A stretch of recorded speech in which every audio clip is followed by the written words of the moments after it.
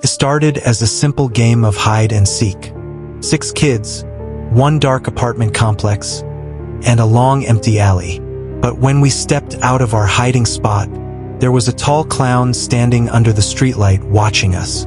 I remember this story clearly because it has always stayed in my mind.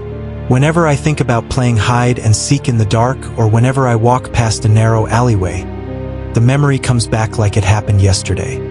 I'll never forget what happened that night. It was early October, right when the fall weather was starting to settle in. My 3 siblings and I were visiting our mom at her apartment. I had one sister, who I'll call Jess, and 2 brothers, Mike and Eli. My parents had divorced 2 years earlier, and we didn't get to see our mom very often. Even though my dad wasn't required to bring us over, he still made the effort because he wanted us to have a relationship with her. My mom lived in a pretty sketchy part of town. There were lots of apartment buildings crowded together, but the area somehow still felt empty and quiet at the same time. Her building sat right next to a long alleyway that also served as an entrance to the apartment complex. It was the kind of place you probably wouldn't even find unless you drove down a dark alley first. Her apartment was on the 2nd floor.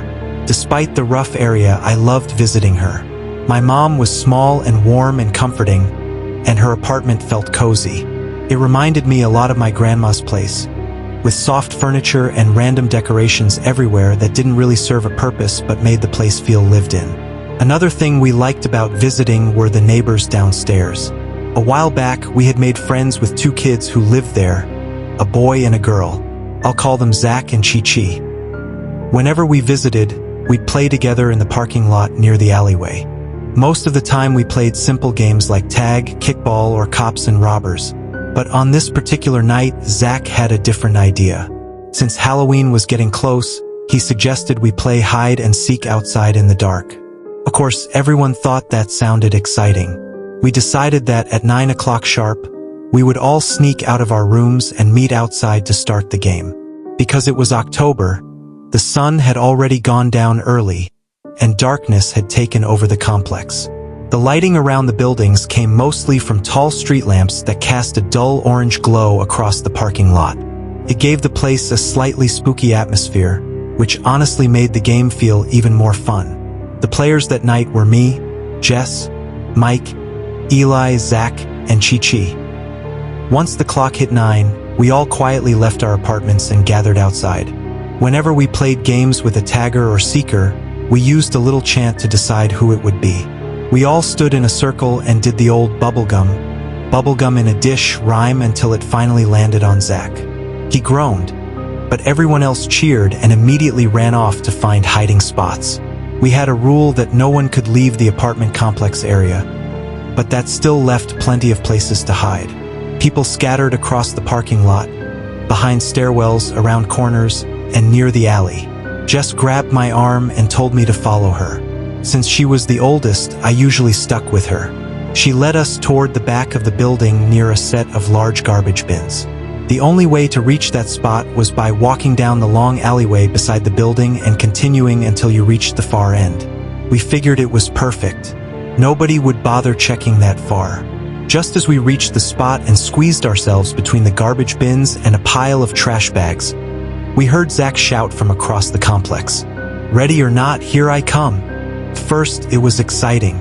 We stayed perfectly still and tried not to laugh. But after a few minutes, the excitement slowly faded. The night was quiet, and the only sounds were distant cars and the faint buzzing of the streetlights. I started getting bored. Jess whispered that Zach would eventually find us, but after a while, even she seemed impatient. We began to wonder if we had hidden too well. Finally, Jess sighed quietly and said maybe we should just give up and go back. We carefully stepped out from behind the garbage bins and pushed past the trash bags until we were standing in the middle of the alleyway. That's when my heart dropped. At the far end of the alley, standing directly beneath a streetlight, was a figure. Even in the dim lighting, I could tell immediately that it wasn't anyone we knew. The person was extremely tall, almost unnaturally tall, like they were wearing shoes that added several inches to their height. The overhead light cast a shadow over their face, making it impossible to see their features clearly. But then I noticed something strange. Their hair. It was big and puffy like an afro, and the colors looked bright and unnatural, like a clown wig. My stomach twisted when I realized what I might be looking at. The person appeared to be dressed like a clown. It wasn't even Halloween yet, so the sight of someone standing silently in an alley dressed like that made absolutely no sense. What made it worse was that they didn't move at all. They just stood there, watching us. Jess immediately grabbed my arm and slowly pulled me backward. She whispered that something wasn't right and that we should go back and find the others. We quickly walked down the alley toward the parking lot where the rest of the game was happening. After a short distance, we ran into Mike and Chi-Chi. They looked confused when they saw us walking out in the open. Mike thought we were still hiding. We told them what we had just seen and pointed toward the end of the alley. From where we stood, the spot was still visible. That's when we realized the situation was worse than we thought. The clown had moved closer, and now it was waving at us. The closer distance made it easier to see its face, or at least what was covering it. Instead of colorful clown makeup, the entire face was painted black. Completely black. The only things we could see clearly were the eyes. Chi-Chi suddenly screamed. We all turned toward her, and she pointed behind us. There's another one. Sure enough, standing a short distance away was another figure. Another clown. This one had bright green hair and looked even taller than the first. That was the moment we all knew we needed to get out of there. Chi-Chi and Mike ran first, and Jess and I immediately followed. Chi-Chi sprinted to her apartment while my siblings and I ran upstairs to ours. Inside, we found Eli already talking to our mom. Our mom hugged us tightly as soon as we walked in. We were confused until Eli explained what had happened to him. While hiding earlier, he had crouched behind a bush in the courtyard. He thought he heard Zach coming, but then he heard Zach calling his name from somewhere else. When Eli looked up, a clown was standing right in front of him. He ran straight to Zach's apartment to tell his parents. After hearing everyone's stories, our mom was just relieved that we were all safe. I wish the story ended there, but it didn't. Later that night, everyone had gone to bed. I woke up feeling thirsty and decided to go to the kitchen to get some water. As I walked past the window, I heard a tapping sound coming from outside. Looking back now, it was a really stupid thing to do. But I walked over to the window and lifted the blinds, and instantly came face to face with the clown. It was the same one Jess and I had seen earlier. He was staring directly at me through the glass. I screamed and ran straight to my mom's room. When she came out and I tried to show her, the clown was gone. Just like in a horror movie, there was nothing outside by the time she looked. Luckily, my mom believed me, but ever since that night, I've hated playing hide and seek in the dark, and I absolutely hate alleyways. I still don't know how that clown got up to a second-floor window. Maybe he climbed. But I'm grateful that nothing worse happened that night besides a few terrifying moments. When I was 11 years old and in 6th grade, there was a house across the street from my school that terrified me. The place looked abandoned. The paint was peeling, the windows were dirty, and the yard was overgrown. Even as a kid, I couldn't understand how someone could live somewhere that looked so neglected. Whenever my friends and I walked home from school, they would laugh and make jokes about the house. I always told them they shouldn't do that. I said the owner might hear them and get angry. They usually teased me for being scared. And honestly, they weren't wrong. I was the kind of kid who was always afraid of getting in trouble with adults. At first, walking past the house wasn't too bad. But when October came around, my friends started staying after school for different programs. That meant I had to walk home alone. One afternoon during the second week of October, I passed the creepy house like usual. But something was different. As I walked by, I noticed someone standing in the window. They were perfectly still, and they were staring right at me.